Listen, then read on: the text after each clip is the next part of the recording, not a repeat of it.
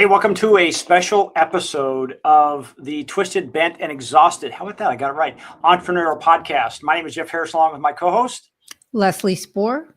Leslie. Let me just take that down because I didn't put the name of the Twisted, Bent, and Exhausted Entrepreneur Podcast. That's exactly what it is. We're doing something live. You know, where we talked about this, or I guess I should say, I'll take full responsibility. Is I thrust this upon you to say, you know, we've done some episodes in advance. We're out into March now, and here it is, the 10th of February.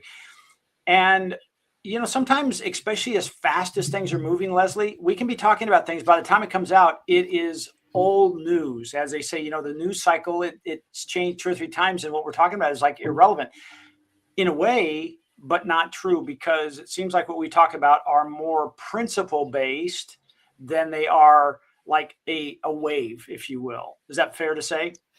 Yeah, I focus on industry benchmarks and fundamentals. I don't really, my stuff is sort of timeless. The AI stuff, though, changes minute by minute, but the need for systems and good, solid business foundation, that doesn't change. You know, before we get going, before anybody sees this, because this is high definition, Leslie, if you don't mind, Leslie had a little bit of a tooth issue this morning, and so one of her beautiful crowns decided to pop off. But here's the coolest thing about Leslie: she's like a mailman or a mail person. Rain, shine, sleet, or hail, or missing tooth, she's going to be on today's show. So Leslie, thank you so much. She yes. whistles as she answers. That's what's going on. It's not the least bit embarrassing, by the way. Thank you for bringing it to everybody's attention. I just want to be fair. You know, I had to do something to get the wart off my nose there. So, so today, like I said, and I shared an email today that I read this morning. I'm in a weekly newsletter from Peter Diamandis, and he has a program called Moonshots, and it's called WTF, and in the world of digital, of AI. And he sent this thing out, and I'm at 4:30, 5 o'clock this morning. I'm reading it, and Leslie, it almost made me like, holy crap! I wish I could just go back to bed, because all the stuff on that list. It's like, wait a second, I just learned a whole bunch of this stuff that's not on this list yesterday just to stay relevant to today. And now there's a whole bunch of stuff that's happening. How do we keep up with this stuff? It's impossible. I think you have to almost draw a line in the sand and say, okay, for right now, this is as far as I'm going. Because if you don't do that, you end up with a perpetual design situation. You never get finished with anything. I mean, there are so many options and ways to do things, and it's so overwhelming, the amount of apps, AI help, the programming things, so people can all turn into programmers if they want to.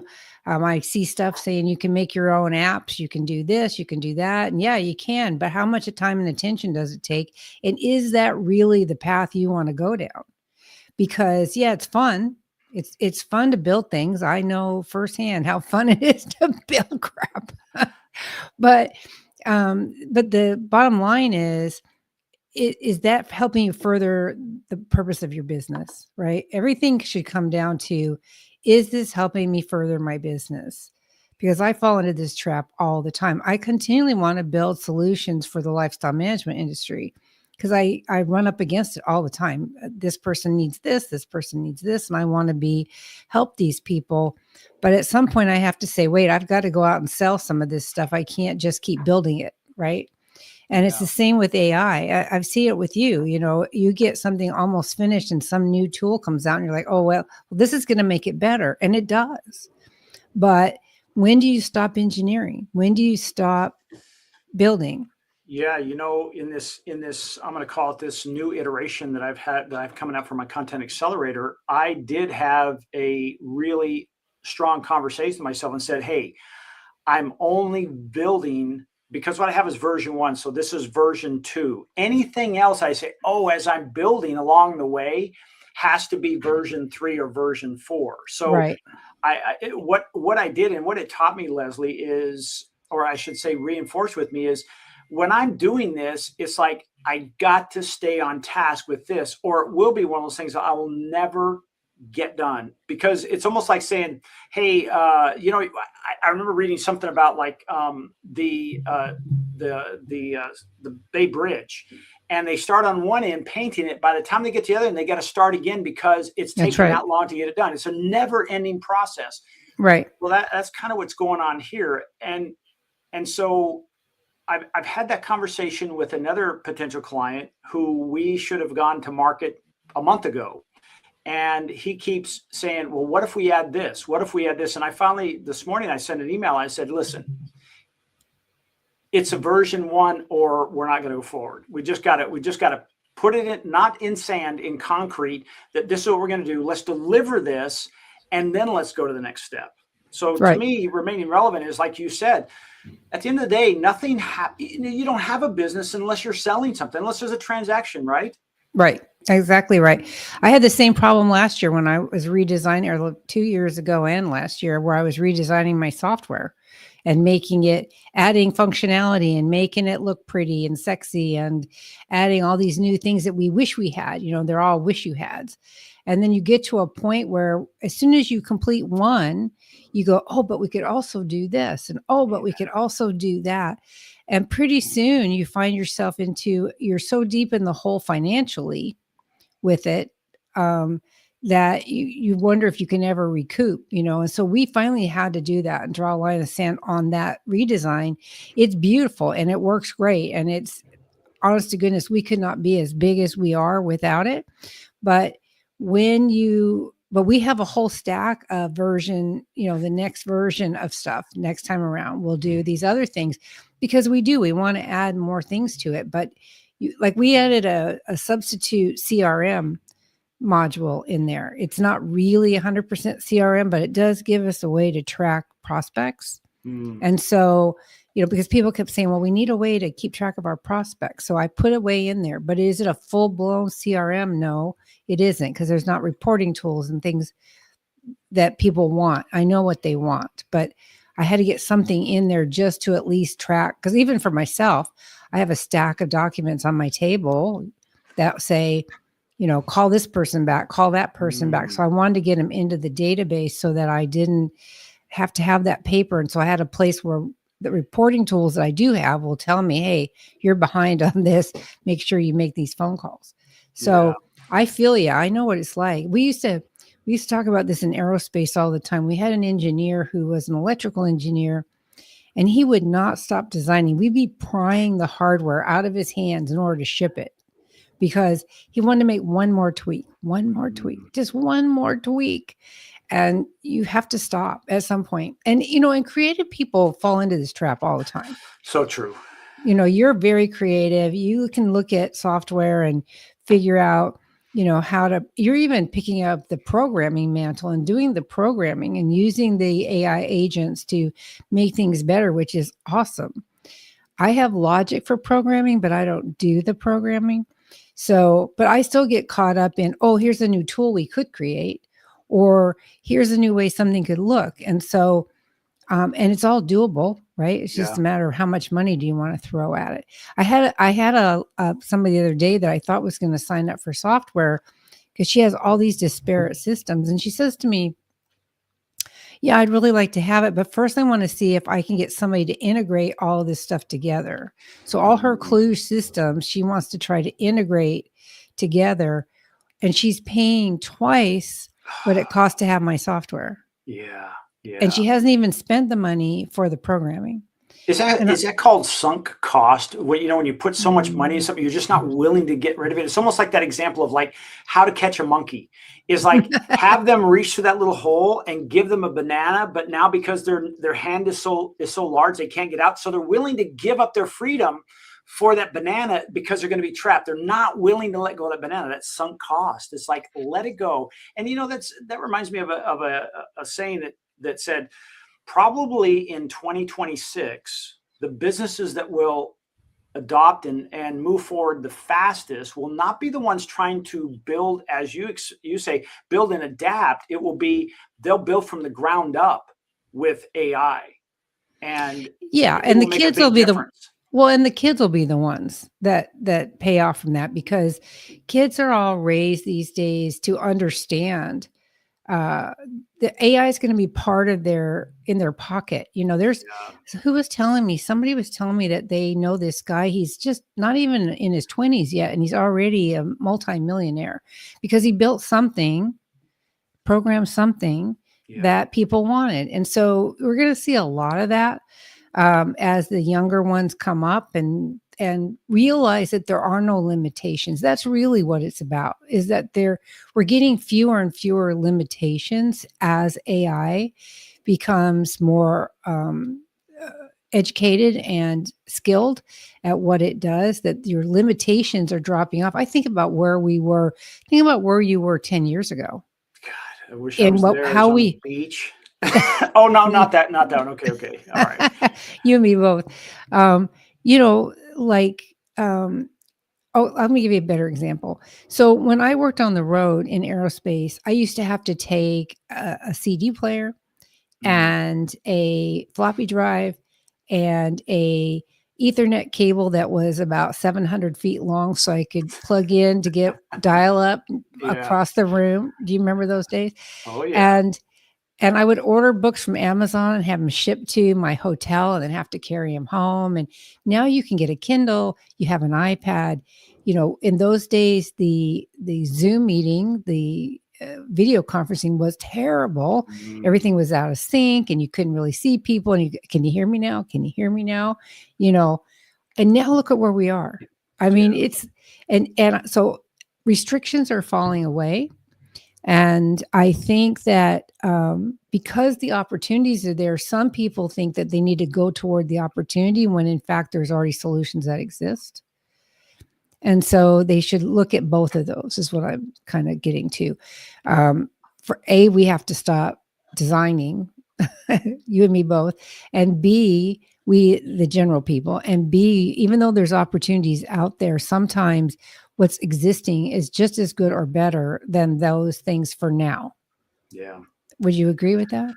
I would, and I'll just toss this out before we get into our first, what I say the first point of staying relevant in 2026 is, we now have the ability, and right, wrong, or indifferent, we now have the ability to say, hey, I love this particular piece of software, this particular website, and there are people out there who can absolutely say, okay, with the tools they have, the AI tools they have, to say replicate this, but put my brand on it, and it will take it from start to finish and make it a working model, Leslie. I think like Salesforce, they took a major hit this past week because of, hey, they sell software as a solution, right? And Mm-hmm. I think you and your software is I'm going to say, and I use the term moated. It has a moat around it because it is so unique to a very specific field. But when you have companies out there like Salesforce, who helps a lot of other people, or HubSpot, and it's a large organization selling this generalized software, what'll happen is I will look at it and say, gosh, I need that, but it's so expensive and there's so much of this I don't need. I now can say, well, let me take this and put it in my programming, let's say Cursor or Make, or now it's called let's see, anti-gravity for Gemini, and say, duplicate this, only do X, Y, and Z for my company. And my company, so only do it so it's relevant for me.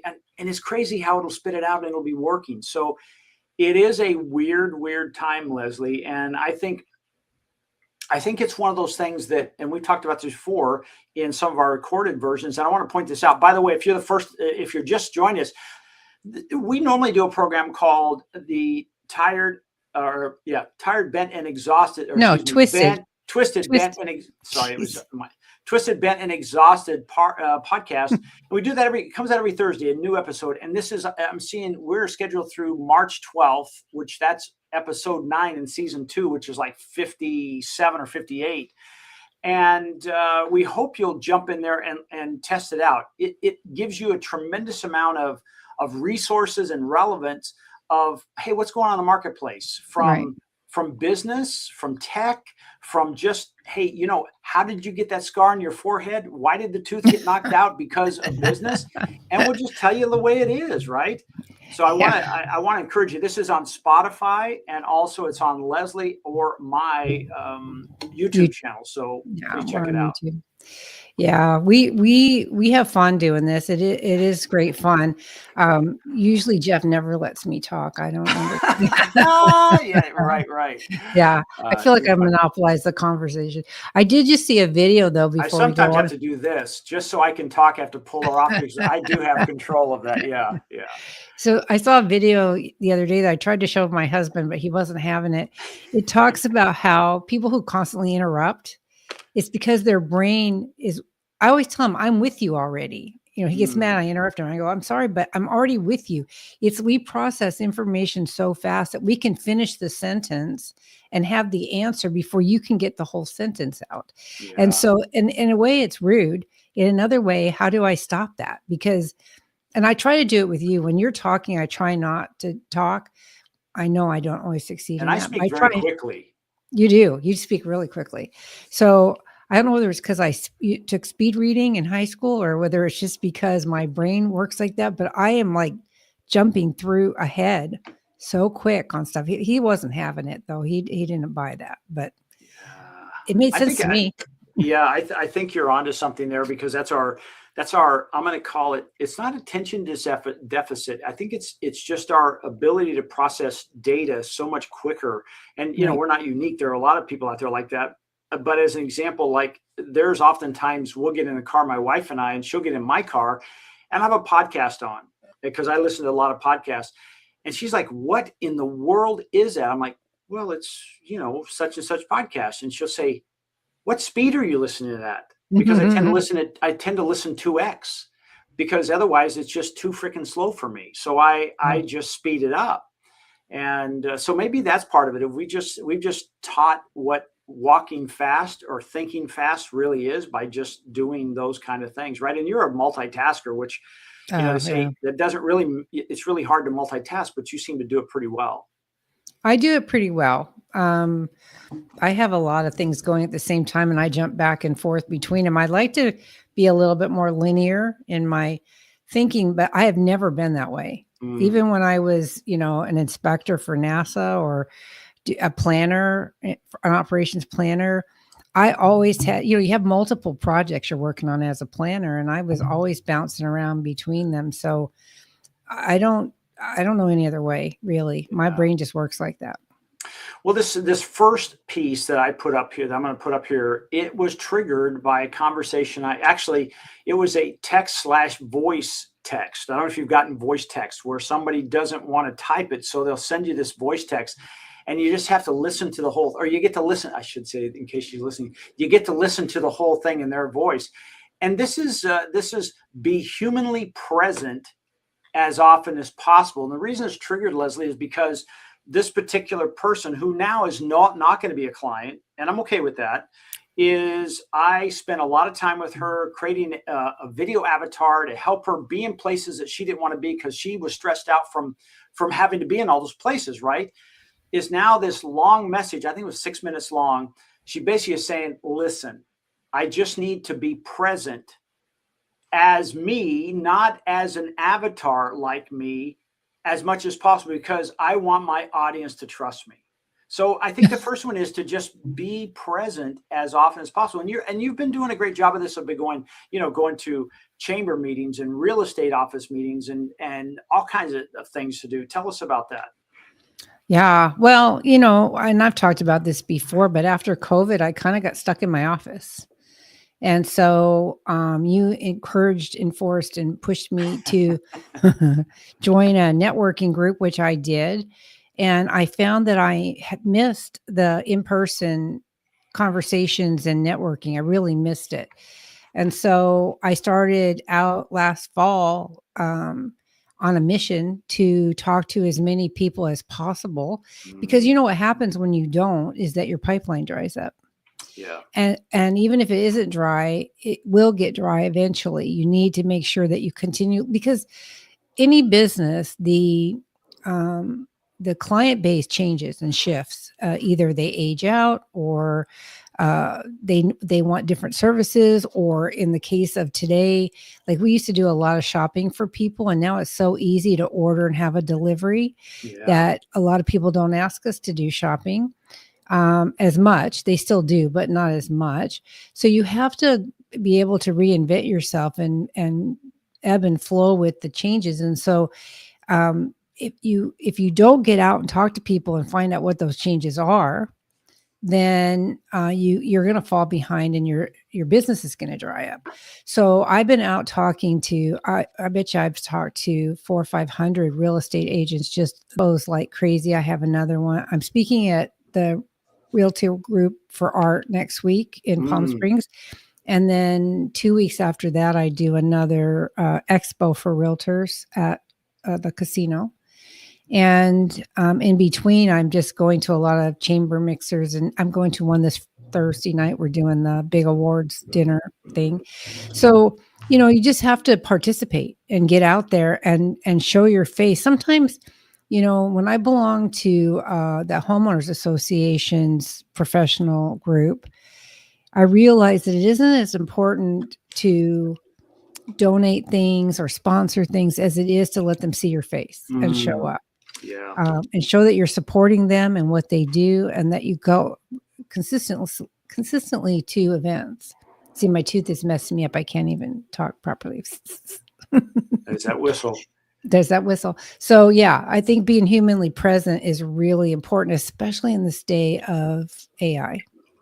Well, and I'm going to leave this before we go to this next topic, or the next point is right after this woman sent me this voice text that said, hey, I think I'm going to do it the old fashioned way. It's just me being me.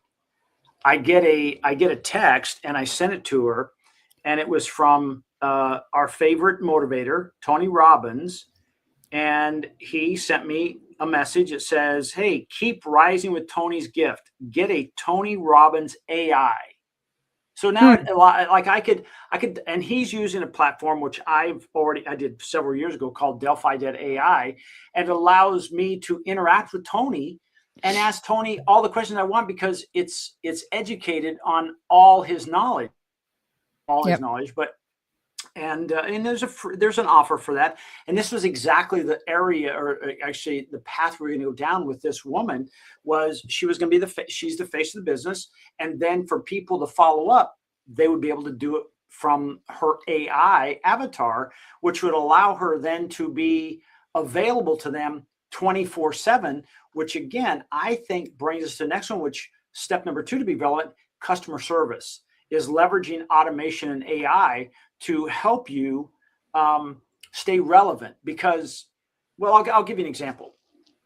This last week, I went to get a physical, and nothing, no big deal. But when I went in there, there were 2 people in the room, and one person, all they were doing was typing, and the other person was all on. They were the one doing the physical, but this other person wasn't saying anything, just standing at the computer typing. Well, the person that was working with me went out, and I said, "Are you scribing or charting?" And she said, "Oh yes." She said, "I am." That was her job, to stand there and take notes. Now, for some of you who don't know this is something we actually have created a solution for, that allows you to be present and more relevant, to say, hey, instead of walking and having to type or your head down, they literally hired another person. Instead of saying, wait a second, I can set this device down, it will record everything and immediately put those notes in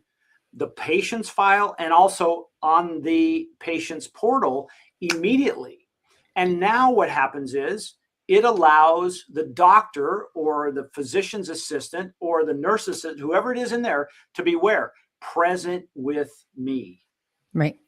And I think that's where they can leverage automation and AI that, 6 months ago, maybe didn't exist. Now it does exist. And I think what happens is, to remain relevant, I think businesses have to look at it and say, what tools out there that are allowing me to spend more time being face to face with my customers, but not jeopardizing customer service. What do you think of that? I agree 100%. Everybody's worried that AI is going to take over their jobs, and I really think that's an overreaction. It is going to take over some jobs, but just like that one, in your example, that is a waste of overhead as far as I'm concerned, because if you can just, they're already talking, right? She's just transcribing what the doctor says. Right. So if you can talk and it can be recorded and then automatically transcribed and posted where it needs to be and still meet the HIPAA laws, Before I even right? leave the room, Right, before you it's even done, leave the right? room, it's done. So, I don't understand why you would pay somebody to do that, except that that's an old school way of doing things. Now, Yeah. that doesn't mean that person has to go away. Maybe there's other things that person can do instead of just standing there scribing all day long, which would make me want to, put my head in the oven. It would be like, Pull your no. teeth out. Yeah, I did that already. Maybe it was just a bad day, Jeff. Maybe that's what it was. Maybe that's what really happened. Uh, But you know what I'm saying is that why would you, any kind of routine, mundane, even my software does that. It automates all this data entry and visibility for it so that it's all in a workflow so that it makes sense and it's yeah. easy and you don't have to manually track things. That's what you want. You want to be able to have automated tracking or automated visibility or automated reporting tools, things that do not require redundant efforts, right? Because she's transcribing it, and I don't know if she's transcribing it directly into the patient files and into the portal, or whether one feeds the other. I don't know how that's happening, but there are cases where the transcription has to still be formatted after you take those notes, right? You're just Absolutely. taking notes. Yeah. So that one act could lead itself to additional redundant efforts. And that's what we're trying to avoid with automation and artificial intelligence, is a way to automate routine and mundane tasks. Because I always challenge the people that I do 5-day challenges for, how much is your time worth? Right? If your time is worth $150, $200 an hour, but you're doing a $10 an hour job Mm. because somebody has to track something, that is not an effective use of your time, right? So we want to be able to find, leverage automation in a way that eliminates redundant efforts, right? This is like your content accelerator, right? It takes the ability to create content for social media, automates that specific to any business, Hmm. right? So you don't have to do the research on the business yourself because it does that for you. You don't have to create videos because it does that for you. You don't have to create emails because it does that for you. You don't even have to create the posts for social media because it will do that for you. Yep. It does everything every week. So all you have to do, and you've been monitoring it, so you know that the content that comes out is good, Very good. right? And so it's now has its own intelligence and can search for the answers it needs to be able to create content specific for a business, regardless of what kind of business it is. It will read your website too, I believe. So it's Absolutely. it's quite. That to me is the epitome of how you leverage automation. Because right now, how do you create content? You've got to stop and do a video, and then you've got to save it some way, and then you've got to sometimes edit it or format it. You have to look up pictures for things. And I had a, a video or a picture account where we could get images that we paid for so that we could Right. put them into things, right? So that they were royalty free, so that Right. we paid for them. And then you have to format emails or newsletters or blogs or, or create images. I mean, it's a lot of work to do content creation. It is. And so now it doesn't have to be, No. and that's the way it should be in all of business. You should be looking for what parts of your business can I automate to eliminate those redundant efforts and to make me more efficient, improve my cash flow, and get me a better, reduce my overhead. Yeah, well, it's almost one of those situations, Leslie, is like all these things we're talking about of reducing the redundancy. Every minute, every hour that frees up of your time allows you now to say, okay, I can now go to another meeting and be Right. present at that meeting. I can now do Right. another presentation to another real estate group and be present at that meeting and know these other things are already taken care of in the back end. It's Right. not saying, well, I have to take, it's not an either or, it's an and environment that you're creating by doing this. Exactly. That's exactly right. And so people need to reframe their thinking. And I try to do that with people all the time, is to reframe their thinking and not be intimidated by what's coming. Yeah. A lot of people, surprisingly, not everybody's as well versed in AI as we are. And I'm only there because we're best friends and you tell me stuff all the time and I get it. I drag her So along. he just drags me into the future, like whether I want to go or not, kicking and screaming. Uh, So, but what I'm saying is that people need to not be afraid of it. They need to just take a step back, look at their business and say, and you can do this easily with a time study. Track what you're doing every day. Track what it is that you specifically do to run your business. And of those things, which of those can be delegated, which could be outsourced, which could be eliminated, and which Yeah. could be automated, right? Yeah. What of these could be automated? And then how do we automate them? It's always shocking to me how inefficient companies are, even after they've been in business for 10 or 15 years. Not as a criticism.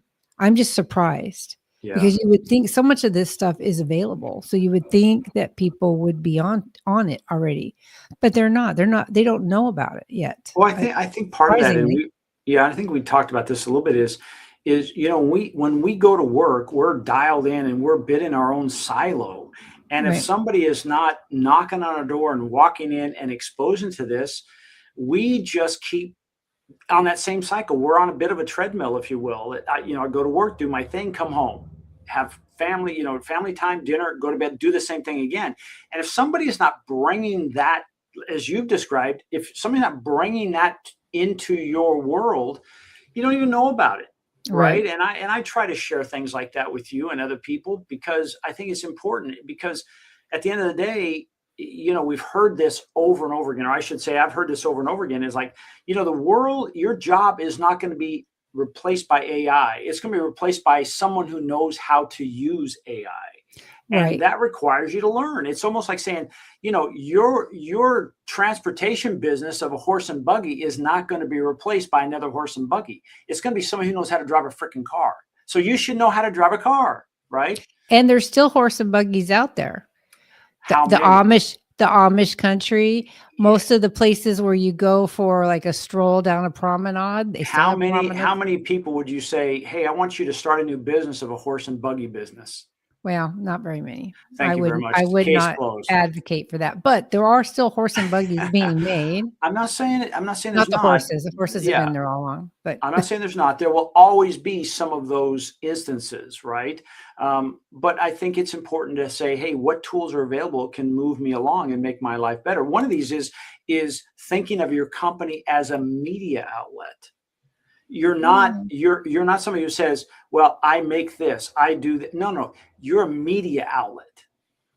Because anymore, as you were talking very beginning, is the barrier to entry is so low now. Like, how much does it cost us to put this particular program on? Nothing. How much does it cost to, create an online video on YouTube? Technically nothing. Nobody's telling you, okay, to put your video on YouTube, it costs you $22. No, it doesn't. It's not. It's free. And you can use your camera on your phone. You don't have to use an app like we're using. You could just use your camera on your phone. And the quality of the camera is better than it's ever been too. So it's 4K. It's 4K. It's not parquet or porquet. It's remember that one is parquet. Is it margarine or is it real butter? Whatever. But you have 4K on your phone. You can when an idea pops in your head. How many times have you seen somebody and they've shared an idea and they're in their car or Yeah. they're on a park bench, or they're walking down a street. That's the cool thing about what we're doing is think of yourself as a media company, a Yeah. media outlet. So no matter where you're at, like Leslie, if you're out there and you're teaching somebody to do the follow the wall program with your company executive errands, which is phenomenal, you should say, hey, I just want to share this with you because a lot of people don't know this is what happens. And if you don't Mhm. have a company like us, it isn't happening. So, Right. the rodents that are destroying your bushes or leaky spray nozzles, you don't see that because they're only going in and saying, okay, I'm just going to flush your toilet and look around the house and make sure everything's okay, and I'm going to leave. Meanwhile, your yard is being flooded, right? You know, I met a lady at a networking event last week that is a snowbird. She Yeah. happened to come to this meeting, and she's like, her, who is it? I think it's her pool guy that goes in and checks her house every once in a while. And she came home this year, and there was a rat in the house, or 2 years ago, there was a rat in the house because her toilets got dry, and the rats come up through the sewer, and and she was freaking out, and then she wanted to put saran wrap over them, which does nothing either. I mean, have you ever seen what a rodent can get through? I mean, very teeny tiny little spaces. Not going to And so stop I it, was is it? like, no. And I was educating her about all the things we look for and how the right way to prep your house for departure and the right way to check your home when you're gone. And her eyes were like really big. She said, I had no idea. And I said, like, some people want to cover all their drains to keep those bugs and rodents from coming up. But here's the problem. What if you get a leak? What if Ah, the water, the pressure regulator in your house gets wonky and now the water is dripping out of a shower head, or the cartridge goes bad all of a sudden? Where does that water go? you I got a can tell plug you on where it goes: all over the house. it. Yeah. Because I've seen it happen. Yeah. People don't realize that for a few pennies, what the risk is you're taking. And And see, so, Leslie, right.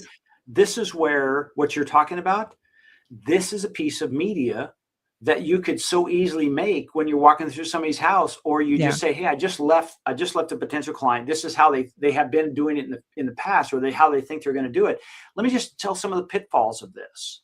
Right. And all of a sudden you have now a piece of content because you're a media company. You don't still walk away going, boy, these people, they don't know what they're doing. They're in trouble. No, you've now shared it with the other people who thought, says to the wife, because I guarantee you the wife is not saying to his husband, I'll just put stoppers on all of the drains and we'll be okay. The wife would already know that's not a good idea, right? But There's the a lot of husband, we things that don't know that. there's a lot of things that aren't good ideas that people tell. The amount of things that excuse me, the amount of misinformation that gets passed around out here in the desert, I'm sure it's true everywhere, flabbergasts me. I mean, I've been doing this for 20 years. I have seen just about every scenario you can imagine. And I've had people tell me they've come home and found an inch of bugs in their house. I mean, and it's just not worth it. And the No. sand out here is insidious and gets in every nook and cranny. And in August, we have the fires and all of the soot and ash. And it's just, there's so many issues in this climate where we live that it constantly surprises me that bad information is still out there. You would think people would know. So I'm doing my best to let them know. I do my newsletter, and I haven't been doing as many videos, but I think I need to do more videos, actually. Well, here's the thing. You can hire a company like myself, SwingPointMedia, but at the end of the day, we have a hard time replicating that authenticity. And that really kind of takes us back to the first thing. It says, hey, be humanly present as often as possible. Right. That is a clue, folks. If you're missing this or you're just redoing this, you should write this down. This is gold. This is the stuff that people pay thousands and thousands of dollars for us to do, that you should be doing, that you can do. Right. That I can't tell you how many times, Leslie, that I have guided a client who we're making content for, and I say, they say, well, can you put more realistic images in there? Well, I can, but even better is if you or your staff are out there doing this, is to make a short video or take pictures, because that's the real world. That's what we Right. want. And what happens is we all get busy. They get out there, they do their job, they leave. And then we ask them a couple of days later, they go, geez, I know I should have done that, but I shouldn't. It's a habit. You have to get a habit into it, right? Of saying, hey, well, I'm in there. This is what I'm doing. Kind of just do a little quick video. Those are priceless. I'll give you a quick example. About a year ago now, because you've been a client about a year, Fraser Pest Control sent me their very excellent pest control here in the desert. Yes, here they come. There they go, Joe. I got to say that. They sent me a video of a home that they were called to that had infestation of bees in their awning as you start walking to their front door. The overhang, the eaves. Yeah, I had that. It was full of bees, and so they took that video and then they added images once they opened it up how much was in there. I mean, it was like a massive hive, and then they cleaned it all out, put it back in there. That video, I think, got like in the first week got like 60 or 70,000 views. I can't make that, right? I mean, yeah, I probably could with AI, but that is authentic. That really happened. I couldn't be there with them the whole time. They can't afford for me to just like ride around with them. That's where you as a business owner can really make it. And again, think of your company as a media outlet. Yeah, it's a good one. I like that one. And it really kind of ties in with this one. Always share value and solutions to your ideal audience. You've been doing this basically the whole show of how you were talking about the drains and how, all that stuff. It's that way. It's not selling. You're giving us value. No, it's just hints and tips and things. I was meeting with a realtor the other day, and he's new to the area. He transplanted here from New York. So this is a completely different environment for him. And he was asking me about some of the things that I could tell him. So I was telling him about Lemmy Shine. Are you familiar with Lemmy Shine, Jeff? So as you know, the water out here is super, super hard. Yes. Right? All over, and the hardness varies by neighborhood. It could be okay in one house and very next door it's horrible. I don't know how that works. All our water comes off an aquifer, but it's very, very hard out here as a general rule. And if you don't have a whole house water softener, which a lot of people don't, the water will take a toll on not only your shower heads, but also your washing machines and your dishwashers. And I've seen it firsthand in a dishwasher where all of a sudden your glasses and stuff are getting a white film on them that will not come off no matter what. Yeah. So once you get to that point when you're getting white film on glassware, you might as well just go get a new dishwasher because it can't really be fixed. So the recommendation I give to everybody is to use a product called Lemmy Shine. I'm not a sponsor for that. I don't get any, no royalties. No royalties, but it's LEMI-SHINE, and it comes in powder and liquid. I happen to like the liquid, but if you put that in your dishwasher, like you would do with jet dry or something like that, it will soften the water enough to keep it from getting that hard water buildup. And the same in your washing machine. You can use that, or I use 20 Multein borax and put a half a cup in there with every load. I don't get odor in my front loading washing machine like most people do. And I don't even wipe out the gasket. They say, oh, wipe out the gasket. I don't have to do that. I just use a softener in there. And it really helps keep your clothes cleaner, helps keep the hard water buildup, all that stuff. Well, he was like amazed when I told him this. He wrote it down right away. He said, I'm going to go back and talk to my partner about this because he'd never heard of it. And I've done newsletters on that, about that product. So you just don't think about it, And when you're running water in a house, for example, not only do the sink traps and the toilet traps need to stay wet, but so do the washing machine and the dishwasher. You have to run water in those things at least once a month in those two places so that the traps stay wet. Otherwise, you do get bugs and rodents and snakes and every other creepy crawler you can think of. And as you mentioned, the odor, I remember I went to a friend's house in Bighorn, and in their casita, beautiful home, they have an outdoor pickleball court. And I was invited to play pickleball. I had a little bathroom and said, use it in there. Well, when I went in the bathroom, there was an odor, and it was because it's used very rarely. Yeah. And so it had dried out. There was no water in the trap. So everything was coming back into the room.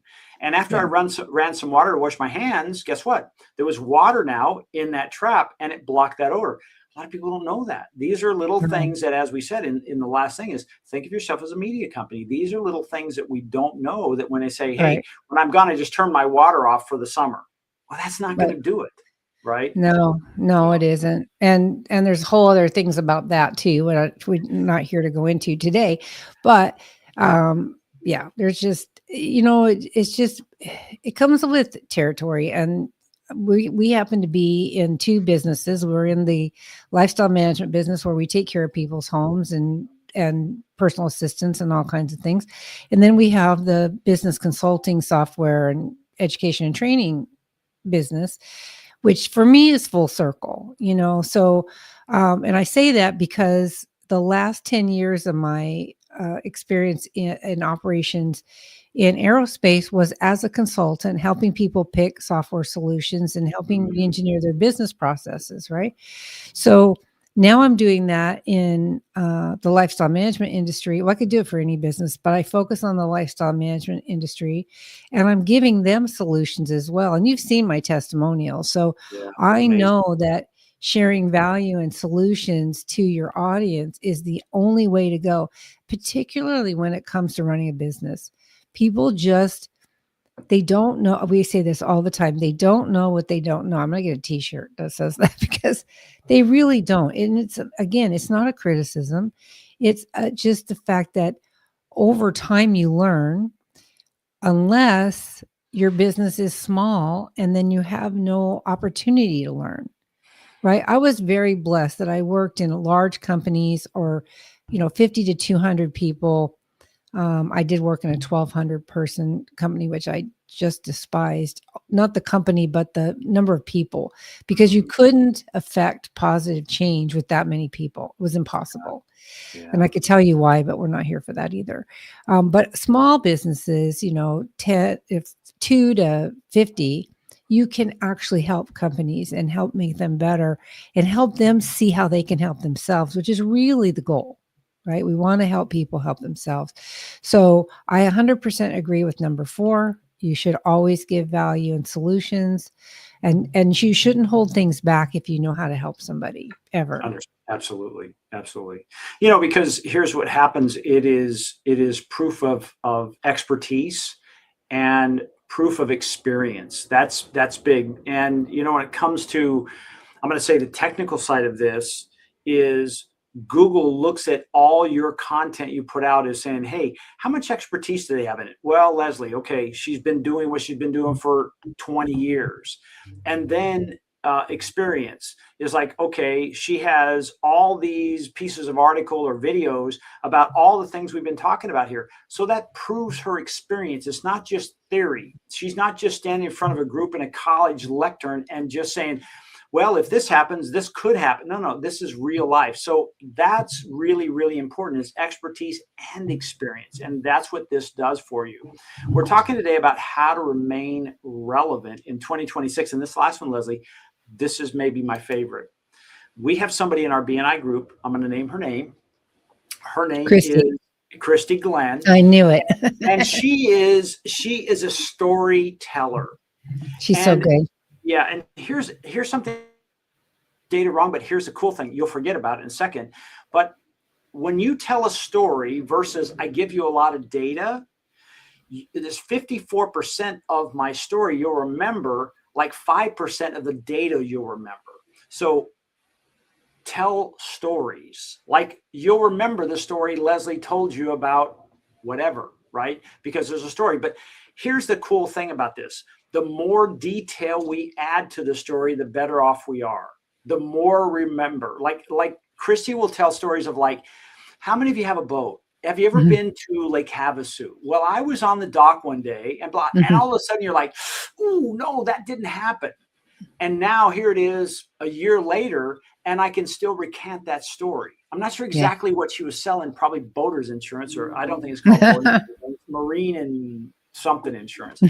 These are the things. So when you're doing this, create a story around this. Like Leslie said, hey, I walked into this house and I've been taking care of this house for 6 months. And the owners have been gone for the last 3 months. And why they've been gone, we've been going every day. And this is something I noticed. And we caught this before XYZ happened. Now, I just want to point out that had we not, this little drip or this little leak, this is how much water was coming out every day, because we're able to measure it. That if they didn't have me here and they were gone and it kept doing this, over 100,000 gallons of water would have dripped into their house. Now, I want you to think about that, 100,000 gallons. The average pool has 10,000 gallons in it. Imagine the damage that would have been happening.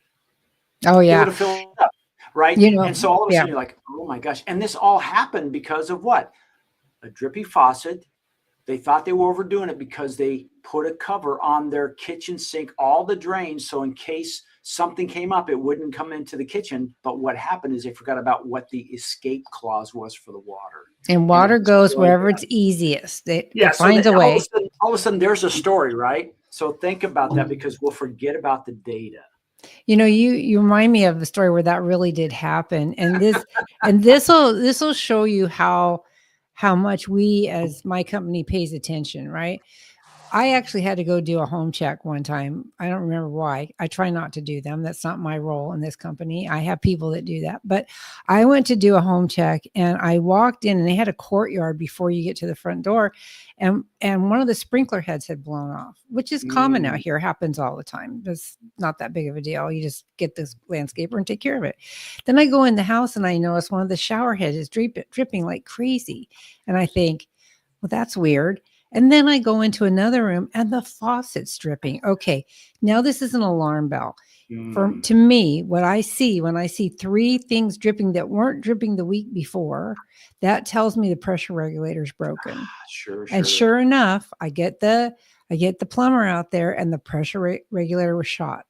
And so the pressure was building. And honestly, if I had walked away, and this is no joking, if I had walked away and not thought beyond the fact that we had 3 dripping areas, that house would have flooded. It absolutely would have, because it would have blown out all the faucets and all the shower heads.